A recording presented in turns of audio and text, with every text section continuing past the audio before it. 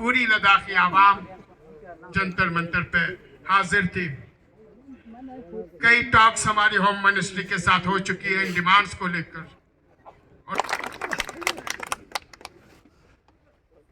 नमस्कार।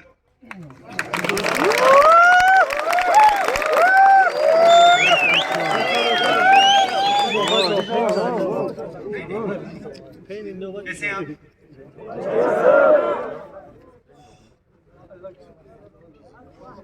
तकरीबन 1 साल पहले मैं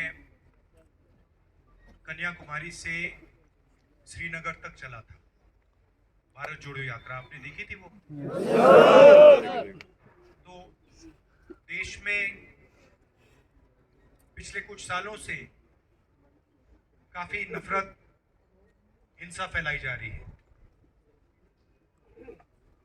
लोगों को लड़ाया जा रहा है, सब प्रदेशों में हो रहा है। तो हमने सोचा कि अगर बीजेपी के लोग देश को बांटने में लगे हैं तो हमारा काम देश को जोड़ने का है, इसलिए हमने भारत जोड़ो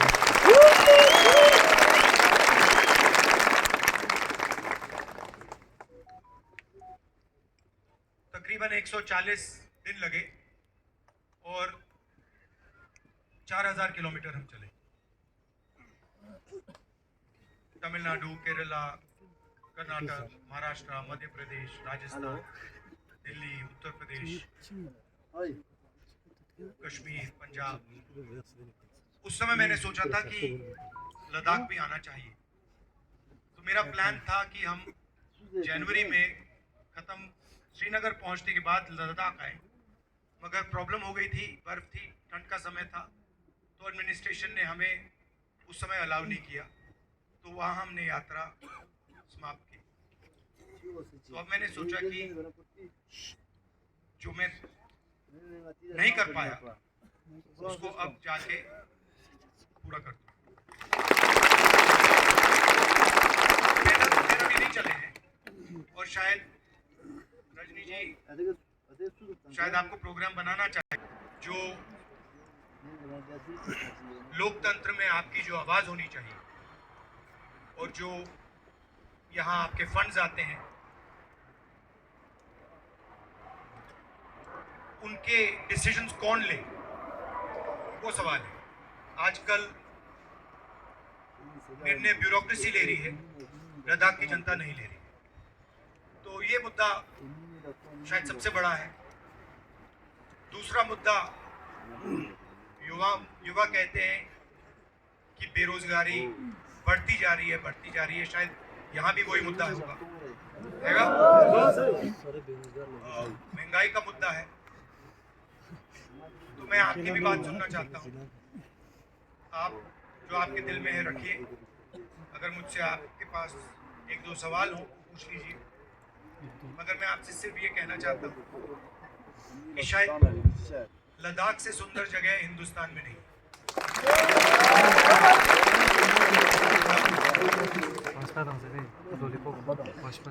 हर जगह और सुंदर मिलती है यहाँ, तो बहुत अच्छा लगा। और दूसरी बात, जब भी मैं कहीं जाता हूँ तो सड़क पे लोग लेबर करते हैं, आपने देखे होंगे। वो हिंदुस्तान से अलग अलग एरिया से आते हैं, कोई यूपी से आता है, कोई बिहार से आता है, मध्य प्रदेश से आते हैं, छत्तीसगढ़, झारखंड से आते हैं। तो मैं उनसे पूछता हूँ कि कैसे हो, क्या हो रहा है। और जहाँ भी मैं जाता हूँ मैं पूछता हूँ यहाँ के लोग कैसे हैं। तो यहाँ भी मैंने पूछा तो उन्होंने मुझे जवाब दिया कि लद्दाख के लोग देश में सबसे अच्छे हैं, मदद करते हैं, हमारे साथ मिलकर प्यार से काम करते हैं, इज्जत रखते हैं हमारी, और हमें यहाँ बहुत अच्छा लगता है। तो इसके लिए मैं आपको बधाई देना चाहता हूँ कि जो यहाँ आता है आप रिस्पेक्ट से, प्यार से, इज्जत से उनके साथ बर्ताव करते हैं। जब आपके सवाल हो आप पूछिए। नीचे कैसे चलेंगे? खुशामदीद राहुल साहब और मेरे सारे प्यारे दोस्तों, आप सभी का बहुत बहुत शुक्रिया कि आप सब जमा हुए यहाँ पे। और राहुल जी, आपका सबसे ज़्यादा शुक्रिया कि आप यहाँ पे आए और हमसे इंटरेक्ट किया। I think in today's time you are the only sane voice in the parliament and we really No, but they removed me from parliament. Yes, they removed. मुझे निकाल दिया parliament से. We are so thankful that you got reinstated and you are talking about the issue of people, the common people, and you have noted down some difficulties that people of Ladakh only face. But I would like to add one more difficulty that we have. We have an issue of identity. Our Muslimness is under attack. Ladakh, especially, I am talking about Kargil. Kargil was promised the joint capital of Ladakh, but we haven't seen anything like a capital in Kargil. You have seen the roads, you have seen the level of development.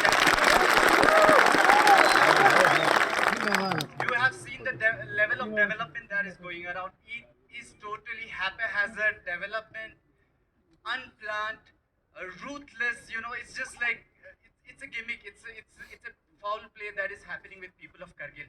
I want to speak for the people of Kargil right now. I'll come to Ladakh later.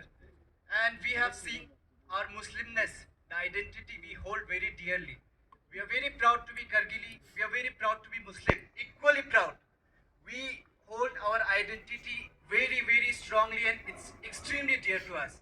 We have seen youths in country getting incarcerated for minute crimes, for speeches, and we want to know what would you be doing when you come to power to change this scenario that the Indian Muslim is facing right now in India. And I would like to. I'm so sorry to interrupt. And we do not get stages like this to speak our heart out. This is one of the kind of spaces where we can speak very without any shy, without any hesitation. We are afraid to speak our heart. We are afraid to speak. We are afraid to come out and speak about our problems. We do not want to be targeted by people. We do not want to be targeted by governments. We do not want to be left out from government job opportunities. We haven't seen any level of government jobs. We haven't been able to recruit any public service commission in last 4 years. When you see Kashmir, Jammu Kashmir, they have recruited, I think, the 4th batch after abrogation of 370. And we haven't got one recruitment since 2019. Well, I mean, the first thing you have to realize is that we are not in government. So you have to keep that in mind. Yes, that's Right? why I BJP is asked, in what government. would you be doing when you come to power? So I want to point out 2-3 things to you. First of all, the idea, you can sit. The idea of the Bharat Jodo Yatra was precisely to address what you are saying. I believe that regardless of which religion you're from, which community you're from, where you come from, you must feel comfortable in this country. And you should feel comfortable in every corner of this country. That is the constitutional foundation of India. Okay? Second, you are right that Muslims are under attack in India. This is not wrong. But you must also realize that there are many other people also under attack in India. Okay? Please look at what is going on in Manipur today. For 4 months, Manipur has been burning. Right? So you must not think that you are the only people under attack. All sorts of, it is happening. Of course, it is happening. But it is happening to Muslims. It is happening to other minorities. It is happening to Dalits. It is happening to tribals. Right? Because it is the attitude and the approach of the BJP. And this is something we are committed to fighting. And you are very well aware that myself and the Congress party are at the forefront of this fight. Right? So, that is something that is very, very clear. As far as your representation is We welcome you, Kargil, and secondly, congratulations for the successful Bharat Jodo Yatra. You really did a very good job, sir. हमने आपको पीछे जब से आपने यात्रा start किया, हम आपको फॉलो कर रहे हैं. आपका चाहे आपका वजह ट्विटर हो, आप कहीं भी हो, विल फॉलो यू, सर. हम ये जानते हैं, सर, कि आप पावर में नहीं है अभी कांग्रेस, लेकिन आपका जो एक अच्छा रोल रहा है कि आप एक अपोजिशन का पार्टी का आप मेन अपोजिशन पार्टी हो। आपको बखूबी मालूम होगा सर कि हमारा जो एमपी है वो तो पार्लियामेंट में कुछ बोल तो नहीं रहा sir, on the behalf of us we don't know survive. हमारा एमपी साहब पार्लियामेंट में जाएंगे वो आपको उनसे बात करनी है। हाँ नहीं सर, अभी आई कम टू दैट पॉइंट, हम कर लेंगे सर। ऐसा नहीं कि हमने उससे बात नहीं किया सर, शायद उसके घर में हमारे दिए हुए मेमोरेंडम इतने पढ़ों के फाइल भर भर के हमने उसके पास मेमोरेंडम सबमिट किया था। You know it's just like a love letter देना, बाकी छोड़ना नहीं है।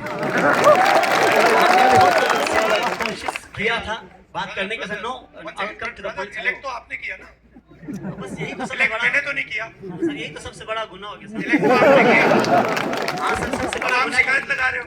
हाँ सर, आपने क्या सोचना था पहले, गलती से मिस्टेक हो गया सर। अगली बार मिस्टेक मत करना। Now come to the point that sir हम चाहते हैं कि हमारे करगिल की यूथ, जो लद्दाख की यूथ की तरफ से आप एटलीस्ट हमारी तरफ से ऑन द बिहाफ ऑफ अस ये पर इशू राइज करें।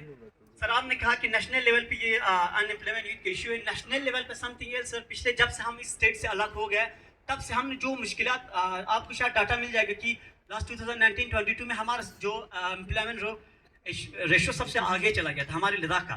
मैं क्लियर कट कहता हूँ सर यहाँ पर, क्योंकि मैं यूथ को रिप्रेजेंट करता हूँ, मैं किसी एक ऑर्गेनाइजेशन का प्रेसिडेंट भी हूँ सर, मैंने इसको काफ़ी करीब से देखा है, and I am also be part of the Kargil democratic alliance.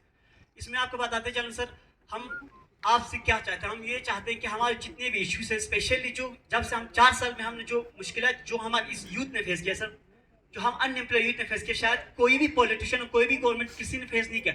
हर किसी को उसका इंक्रीमेंट मिला, हर किसी को अपना अच्छा खासा सब कुछ उसको मिला, सिवाय इन हमारे इन यूथ के और हमारे स्टूडेंट और हमारे जो अनएम्प्लॉयमेंट यूथ को सबसे हमने मुश्किलात फेस की। उनकी तरफ से एक भी हमारा जो एडवर्टाइजमेंट नहीं हुआ है एसएससी का। सॉरी सर, थोड़ा लंबा जा रहा हूँ, उसके माफ़ी चाहता हूँ। हमारी जो एसएससी की तरफ से हमारे का एडवर्टाइजमेंट होता सर 1 साल पहले, अभी तक उसका रिजल्ट डिक्लेयर नहीं हुआ है। वो रिजल्ट डिक्लेयर नहीं हुआ, सेकंड उनका एडवर्टाइजमेंट हो जाता है। और यहाँ पर लद्दाख में भी DSSRB जो LSRB उनका एडवर्टाइज पोस्ट करते हैं, लेकिन अभी तक कोई भी इन पे फिलअप नहीं हुआ है। अब मैं आपको ये फरियाद क्यों कर रहा हूँ, आप मेरी ये लास्ट में वर्ड्स कह रहा हूँ, हम चाहते हैं कि आप हमारी तरफ से एटलीस्ट जब आप पार्लियामेंट में कुछ बोलने जब हमारी तरफ से इतना कह देना कि देयर इज अ प्लेस जिसको हम लद्दाख कहते हैं, वहाँ पे जो यूथ है इस तरह की मुश्किलात फेस कर रहे हैं। और एक चीज सर, आप लेह में बैठे पेंगोंग लगे, हमने आपका सारा फोटोज देखा, हर जगह देखा सर। अब एक चीज लास्ट डे वाला मेरे बात, आप देखना किस तरह से हमें डिस्क्रिमिनेट किया गया है लेह और कारगिल को। आप देखो लेह में आप इंफ्रास्ट्रक्चर देखो, रोड देखो, फैसिलिटीज की सब कुछ वहाँ पर है। आपने वो सब यहाँ देखा सर? आई डोंट थिंक आपने ये देखा होगा। कहीं ना कहीं हमने जितने भी सेक्रेटरी के जितने सेक्टर, जितने ऑफिस, बड़े ऑफिस वो सर वहाँ बने, यहाँ इनका कुछ भी नहीं है। हम चाहते हैं कि सर हमारे तरफ से जो पार्लियामेंट में आप जब भी बैठोगे इतना कह देना कि एक जगह। Thank you so much. मैंने ये सबसे पहले आपको एक चीज तो समझनी है, दिल्ली में हमारी सरकार नहीं है और लद्दाख में भी हम एडमिनिस्ट्रेशन को नहीं चलाते, ये तो आपको एक्सेप्ट करना पड़ेगा। तो हम आपके लिए आज क्या कर सकते हैं? जो आपने बोला पार्लियामेंट में आपका जो अनएम्प्लॉयमेंट का मुद्दा है उसको हम पार्लियामेंट में आपके लिए उठा सकते हैं, कोई प्रॉब्लम नहीं, ठीक है। और ये मैंने लद्दाख में हर रीजन में सवाल पूछा है कि हम आपके लिए आपकी मुश्किल क्या है और हम आपकी मुश्किल को पार्लियामेंट में कैसे उठाएं।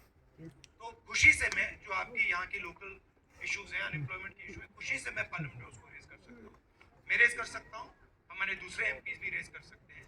तो पूरे देश का अटेंशन आपकी ओर आएगा और उनको भी पता लगेगा कि हिंदुस्तान में लद्दाख नाम की एक जगह है, वो तो आसानी से कर सकते हैं, कर दो। Oshadunnya precise short jakya aduna keep in mind ki sir dang power amet birthday question thi short or precise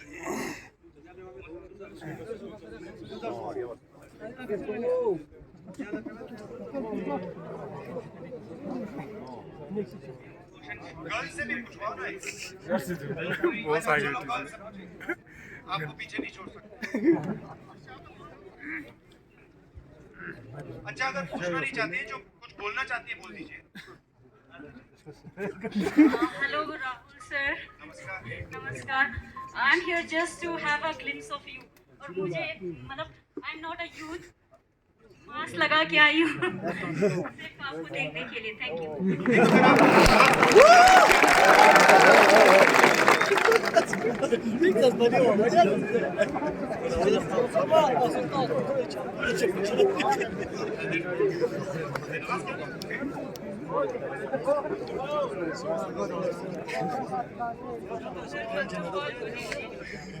यहाँ पे हमारे लिए आए और जितने भी प्रॉब्लम थे उनको तो मतलब हमारे जो रिप्रेजेंटेटिव हैं उन्होंने आपको मतलब कहा हम यहाँ सिर्फ मतलब आपको यहाँ देखने के लिए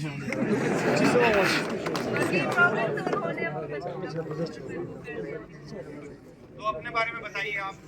सर मैं तो यही की हूँ क्या क्या पढ़ेंगे?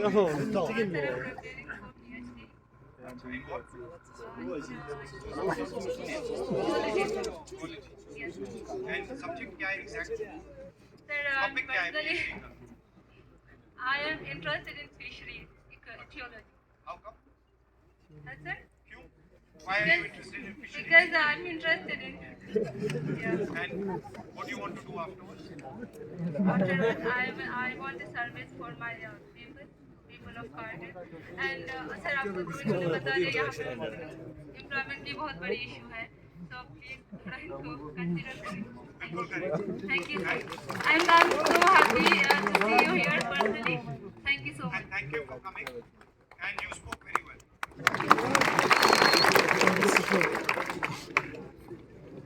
Short.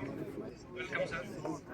सर आप एक इम्पोर्टेंट नेशनल लेवल पे, क्योंकि आप जब भी कोई बात करते हैं तो आपको नलिफाई करने की बहुत कोशिश की जाती है सारे एंगल से, इसलिए आप एक बहुत इम्पोर्टेंट फिगर हैं। भले ही आप अभी गवर्नमेंट में ना हो तो हम आपसे यही चाहते हैं कि आप जब भी वहाँ वापस जाएं दिल्ली और जब भी आप पार्लियामेंट में पहुँचें तो आप हमारे तरफ से, हमारे यूथ की तरफ से जो हमारे रिप्रेजेंटेटिव्स ने अभी अभी चीज़ें जो एड्रेस की उसको एक बार वहाँ पे भी एड्रेस करें ताकि उनकी आंखें खुले कि इनको यहाँ पे होते हुए भी इनको ये चीज़ें नहीं दिखी, आप वहाँ से आए और आपने ये चीज़ें देख ली। अगले सेशन में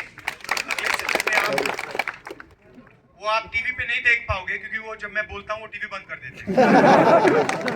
मगर अखबार में आप पढ़ लेना कि नेक्स्ट सेशन में जो आपने यहाँ मुझे कहा है वो मैं पार्लियामेंट में जरूर उठाऊंगा।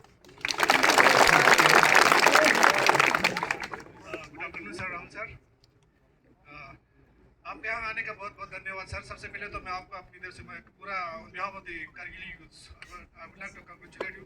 आपका बना हुआ, आपका स्ट्रगल किया हुआ, आपने हमारी सुनी थी कि कोई 7-8 साल पहले जो जिला के टनल के बारे में जो आपको कारगिल के लोगों ने रिक्वेस्ट रखा था, आपका टनल का 50% कामयाब है, उसके लिए आपको मुबारकबाद पेश करता हूँ। और कारगिल की यूथ की तरफ से सर एक उम्मीद हमें यही है कि इंशाअल्लाह बहुत जल्दी आप मतलब आपकी हुकूमत बनेगी इंडिया में, हमें उम्मीद है। तो जिस तरह से आपका भारत जोड़ो यात्रा का हमें अंदाजा हो उस हिसाब से इंशाल्लाह बहुत जल्दी हमारे कांग्रेस की हुकूमत बनेगी।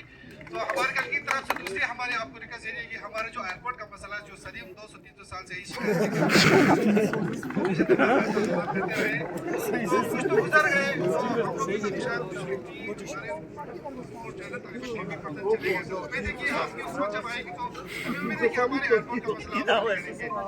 क्या मतलब स्टेटस क्या है एयरपोर्ट का? एयरपोर्ट का कुछ भी नहीं हुआ सर, जैसे थे वैसे ही है। उसी वक्त सुनो यार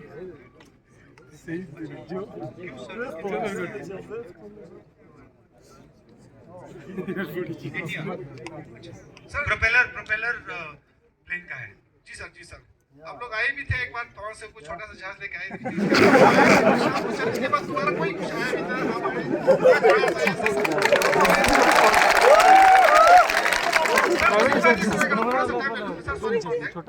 सर यहाँ पे जब इसके बाद क्या हुआ, जैसे ये कॉन्सुल बनी नहीं, क्या बोलते हैं यूटी जब बनी, वो हेड ऑफ द डिपार्टमेंट जितने भी है सारा ले है सर। यहाँ पे कुछ भी नहीं था, कोई रिसर्च इंस्टीट्यूट ना कोई एजुकेशन में कुछ भी नहीं है सर। जब आप गवर्नमेंट में आएगा तो हमारे लिए आप क्या करोगे सर प्लीज? मेरे को बहुत खुशी लगी बात नहीं रही।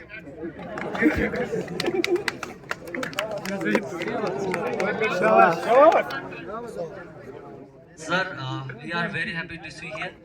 एक क्वेश्चन है सर, जैसे कि हमारे ब्रदर्स ने कहा कि एम्प्लॉयमेंट का इशू है, डेवलपमेंटल का इशू है, ये सारी चीज़ें तो है सर, लेकिन मेरा एक क्वेश्चन है कि हमारे जो कांग्रेस पार्टी की जो डाउनफॉल आ रहे हैं सर, वो किस रीज़न से आ रहे हैं? जैसे कि 2014 इलेक्शन के बाद हमारा डाउनफॉल कुछ ज़्यादा हो रहा है, तो हमारे पॉलिटिशियंस आप आने वाले जो 2024 इलेक्शन से उसके लिए क्या कर रहे हैं सर? एक और चीज़ सर, जैसे कि पहले सर, सॉरी सर, इससे पहले जो है क्वेश्चन में आपने कहा कि जाइडेन को, जैसे कि बीजेपी का जो एमपी है वो आप लोगों ने जिताया सर। आप लोगों ने नहीं, लद्दाख के हाँ, लद्दाख के, पूरे लद्दाख के लोगों ने सर। आपने तो नहीं जिता। जी जी सर, जी जी। इसमें सर एक चीज मैं जरूर कहूंगा कि हमारा हाजी असगर अली करबलाई जो है वो कांग्रेस का चेहरा है सर, हमारे लिए एक बहुत ही जबरदस्त पॉलिटिशियन है, बड़ा पॉलिटिशियन। बट यहाँ पे मैं एक चीज हाजी असगर अली करबलाई से भी क्वेश्चन जरूर करना चाहूंगा सर, जब मैंडेट आपको अनफॉर्चुनेटली नहीं मिला, मैंडेट जो है कास बलबर ले को मिला, तो यहाँ पे आपका एज ए इंडिपेंडेंट खड़ा होना, मुझे ऐसा लगता है कि आपने बीजेपी के जो सपोर्ट, शायद वहाँ पे मुझे ऐसा लगता है कि उस वजह से, तो इन फ्यूचर में सर मेरा यही कहूँगा कि अभी हम सब चाहते हैं कि we should to be free from BJP, क्योंकि अभी ना कोई मुस्लिम, सिख, ईसाई, बुद्धिस्ट, एवरीवन की, हर किसी का एग्जिस्टेंस जो है वो बहुत ही रिस्की में है सर। तो इसलिए अभी जो 2024 आने वाले इलेक्शन में हमारे पॉलिटिशियंस हमारे अपने पार्टी के लिए कितना लॉयल है सर, अगर ऐसी चीजें रहेंगे तो हम क्या 2024 में सत्ता में आ सकता है कि नहीं, इस चीज के बारे में सर। अभी आपने बोला कांग्रेस पार्टी का डाउनफॉल, कर्नाटक में किसका डाउनफॉल हुआ? कांग्रेस पार्टी का हुआ क्या? अब आप देखना हिमाचल में किसका डाउनफॉल हुआ? कांग्रेस पार्टी का हुआ। अभी मध्य प्रदेश में चुनाव है, राजस्थान में चुनाव है, छत्तीसगढ़ में चुनाव है, तेलंगाना में चुनाव है, आप देख लेना वहां पे किसका डाउनफॉल होगा। चारों के चारों चुनाव तो ये कांग्रेस पार्टी, ये सिर्फ एक पार्टी नहीं है, ये कांग्रेस पार्टी एक विचारधारा है, एक सोच है, और ये हिंदुस्तान के करोड़ों लोगों के दिल में है। ये सिर्फ पॉलिटिकल पार्टी नहीं है। जो हमारे कॉन्स्टिट्यूशन की वैल्यूज है, जिन चीजों के बारे में आप बात कर रहे हो, फेयरनेस होनी चाहिए, रिस्पेक्ट होनी चाहिए, यही है कांग्रेस पार्टी। और आपने फर्क देख लिया है, देश में आपने फर्क देख लिया है, बीजेपी का राज देख लिया आपने, कांग्रेस पार्टी का राज देखा है, ठीक है। तो आप ये मत सोचिए कि कांग्रेस पार्टी बीजेपी से टक्कर नहीं ले सकती। मैं आपको गारंटी देके कह रहा हूं 2024 में हम बीजेपी को हरा देंगे। और मगर आपको एक और बात समझनी है, आमतौर से क्या होता है लोकतंत्र में, एक पार्टी दूसरी पार्टी से लड़ती है, सही है। आज हिंदुस्तान में ये नहीं हो रहा है। आज बीजेपी ने हिंदुस्तान के सब इंस्टीट्यूशंस को कंट्रोल कर रखा है। आपको क्या लगता है कि हिंदुस्तान में फ्री एंड फेयर मीडिया है? आपको लगता है कि मीडिया हिंदुस्तान में न्यूट्रल है क्या? तो आपको यह समझना होगा कि बीजेपी ने हिंदुस्तान के सब इंस्टीट्यूशंस पर आक्रमण कर रखा है, चाहे वो मीडिया हो, चाहे वो ब्यूरोक्रेसी हो, इलेक्शन कमीशन हो, जुडिशरी हो, सब पे आक्रमण कर रहे हैं। अगर लेवल प्लेइंग फील्ड होती, अगर मीडिया फेयर होता, अगर बीजेपी इंस्टीट्यूशंस का कब्जा नहीं करती, तो पिछला चुनाव भी नहीं जीतती। मैं आपको गारंटी के कह रहा हूं। तो आप ये मत सोचिए कि एक पॉलिटिकल पार्टी दूसरी पॉलिटिकल पार्टी से लड़ रही। ये जो हो रहा है, बीजेपी ने पूरे सिस्टम को कैप्चर कर रखा है, लोगों को डरा रखा है, इंस्टीट्यूशंस को दबा रखा है। तो ये दूसरी तरीके की लड़ाई है। और तब भी मैं आपसे बोल रहा हूं कि 2024 में कांग्रेस पार्टी और जो हमारा इंडिया अलायंस है वो बीजेपी को हरा देगा। आप सब यहाँ आए, आप सबका दिल से धन्यवाद। जो आपने बात कही है, आप अगले सेशन में देख लेना, मैं आपकी ये आवाज पार्लियामेंट में उठाऊंगा। बहुत हो गया, बहुत बहुत शुक्रिया आप सबों का।